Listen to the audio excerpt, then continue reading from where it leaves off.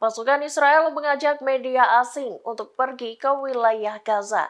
Salah satu jurnalis di Association Press diajak melihat terowongan yang ada di dalam rumah sakit Al-Shifa.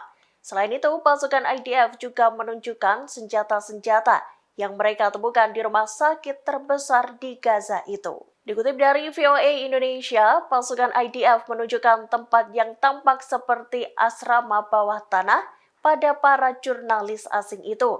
Kemudian puluhan tentara terlihat mengawal para wartawan melewati terowongan batu yang sempit.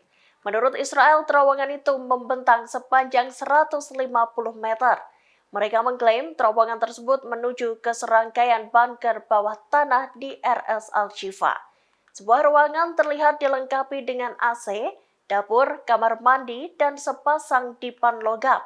Namun peralatan tersebut tampak usang dan sudah tak terpakai.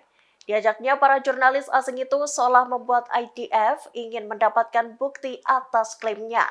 Di sisi lain, The Association Press tidak dapat memverifikasi secara independen klaim Israel tentang terowongan di rumah sakit itu. Pihaknya mengaku diizinkan masuk ke Gaza melalui sebuah perjalanan yang dijaga ketat oleh pasukan Zionis. Syarat agar dapat mengikuti perjalanan itu adalah setuju untuk menyerahkan materi liputan kepada pihak sensor militer Israel.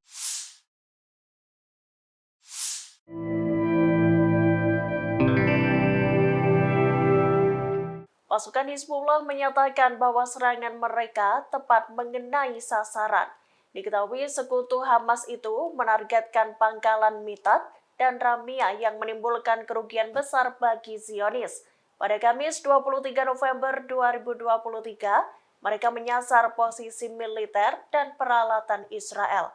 Diketahui lokasinya berada di sekitar pangkalan militer Al-Rahab. Dikutip dari Pars Today, Hizbullah melancarkan serangan menggunakan 2 rudal Borkan. Hizbullah menegaskan operasi ini menimbulkan korban jiwa serta kerusakan. Pasukan yang juga sekutu militan Hamas ini menargetkan posisi militer Israel di utara wilayah pendudukan. Serangan demi serangan gencar dilakukan setiap harinya.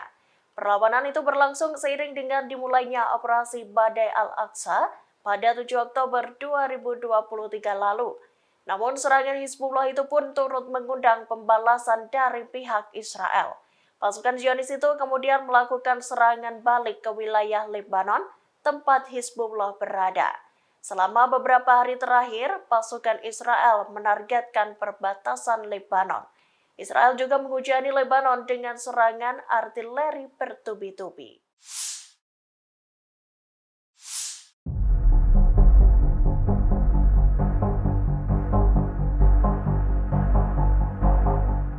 Israel dan Hamas dikabarkan sepakat soal adanya pertukaran sandera dan gencatan senjata selama 4 hari.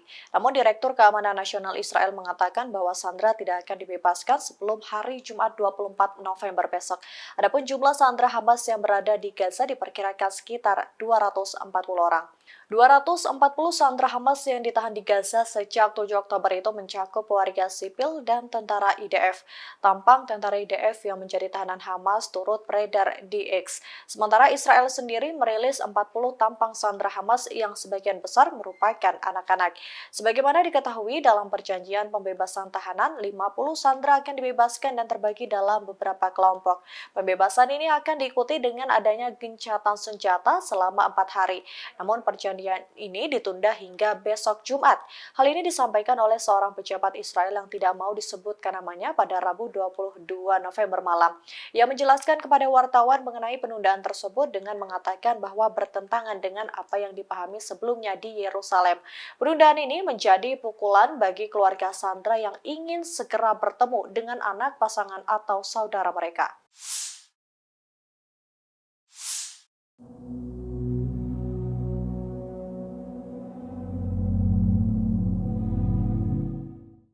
Tentara Israel masih gencar meluncurkan serangan di wilayah Gaza.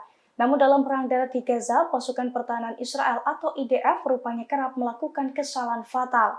Pasalnya IDF kerap gagal mengidentifikasikan musuh hingga membuat tank-tank tempurnya menembaki tentaranya sendiri. Dilansir dari serambinews.com, hal itu terkuak dari laporan IDF yang sudah melakukan serangan darat. Laporan itu pun membuktikan bahwa kota Gaza di Palestina menjadi mimpi buruk IDF karena perang perkotaan yang sulit. Selain karena data yang menunjukkan banyaknya tentara Israel yang tewas, sebuah laporan menunjukkan penyebab kematian tentara Israel di Gaza juga disebabkan oleh friendly fire. Friendly fire ini merupakan serangan dari pasukan militer terhadap pasukannya sendiri yang disangka target saat pertempuran terjadi. Dilansir dari memo, militer Israel juga mengakui kalau sejak awal serangan darat di jalur Gaza memanglah sulit. Bahkan ia melanjutkan ada beberapa kasus di mana tentara terbunuh oleh friendly fire. Situasi friendly fire ini lazimnya terjadi karena tidak ada atau kurangnya koordinasi antar pasukan di divisi yang berbeda.